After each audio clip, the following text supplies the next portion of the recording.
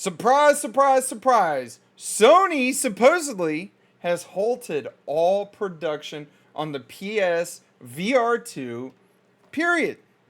Which doesn't surprise me. We got an article from Kotaku talking about it. It's kind of something interesting considering the fact that I just bought a VR and I never even thought of potentially buying a PlayStation VR2. So let's get into it, you guys. Sony reportedly halts PSVR2 production as headset fails to sell. Truth be told, I've seen more PlayStation VR2s on store shelves than I have any other VR headset, I guess you can say. The PlayStation VR2 is struggling, it seems. According to March 17th Bloomberg reports, Sony has paused the PlayStation 5's virtual reality headset after its initial supply has failed to pick up sales momentum, resulting in an overflow of unsold stock. The Bloomberg states that Sony has produced 2 million PlayStation VR2s headsets since the device's launch in February 2023. 2 million, that is a lot of units. That's all I'm going to say.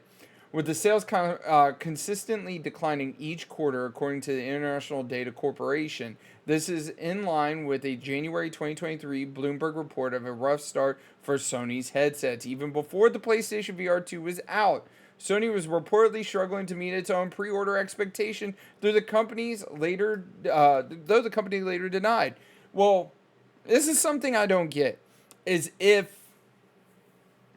you didn't hit your pre-order quotas that you wanted, why are you going to crank out so many units? Like 2 million units is a ridiculous amount of units. That's all I'm going to say. Like, it is a lot. But there's definitely a little more to this. So let's keep on going. At a glance, there's a few reasons this might happen. The PlayStation VR2 headset is expensive. How expensive, you may ask? This right here is a breakdown from Honey on top of that. I went to Amazon initially, and I was like, let me see how much Amazon's selling it for. And of course, Honey pops up.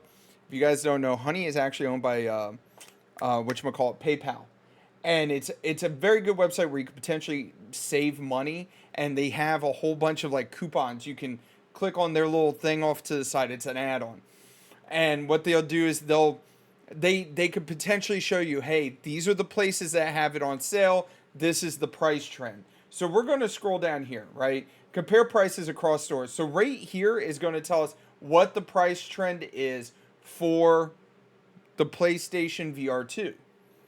And as you can tell, the low has been $549. The high's been $549.99. So at the end of the day, there really has not been much of a potential savings on this, considering that you can go get a MetaQuest 2 for about $250, so less than half of the price of one of these, which is just mind-boggling to me why you would even go. And then on top of that, I'm not sure, you guys can correct me if I'm wrong.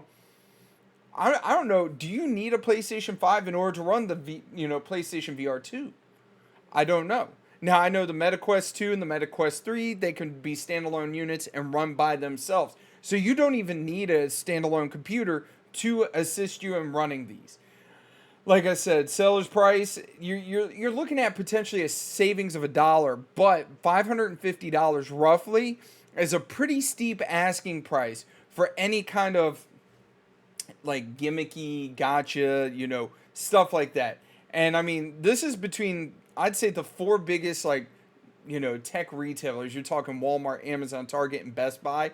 There's zero difference in price other than potentially 99 cents, which isn't much. With a higher retail price than the PlayStation 5 itself. That's what I'm saying. Like, you can go out and buy a PlayStation 5 for about $500. So you're saving $50 just buying a PS5. VR is still a niche market, primarily because it's so expensive and also because there aren't a lot of big games that support it yet. I think probably the biggest game that does support it, now this is my opinion, that you can play on a computer and the VR is Phasmophobia. Now, of course, people are going to be like, well, what about Beat Saber? Beat Saber's a really fun game, but like I said, it's one of those ones I don't foresee many people like running to the store to get it. And speakers from the experience, VR headset, and cumbersome to wear, it can cause motion sickness in some users. Yeah, that is a good point. Like, I'm one of those individuals, you could put me in like anything, shake me up, and I don't get motion sickness. Now, granted, there, I was playing, which game was it? Because like I got a MetaQuest 2 recently, and I've been thinking about doing some actual content in VR. And I was in VR chat, that's what it was. I was in VR chat just checking it out because it's the first time I've ever really booted it up. And that did kind of make me motion sickness. And it's because like I'm physically I feel myself sitting still, but looking through the glasses and seeing that my avatar, whatever you want to call it, accelerating, kind of it's one of those things like your mind's just like, wait, why is your body not moving but you see movement and you should feel movement? It's weird. There's also the fact that the PSVR2 headset is not backwards compatible with the original headset games, which that right there is kind of it's confusing to me why you would make a new VR headset that you can't use the original VR games for. That so there's a lot of work against the device, even though it is an impressive piece of tech. See, I'm not sure what kind of stuff they have in it. The PSVR 2 also lacks major system-selling games, while Horizon Call of the Mountains put one of Sony's biggest franchises on the headset on launch day. Much of the device's lineup fall back on novelty games. That makes great tech demos, but don't make a great case for dropping $500,000.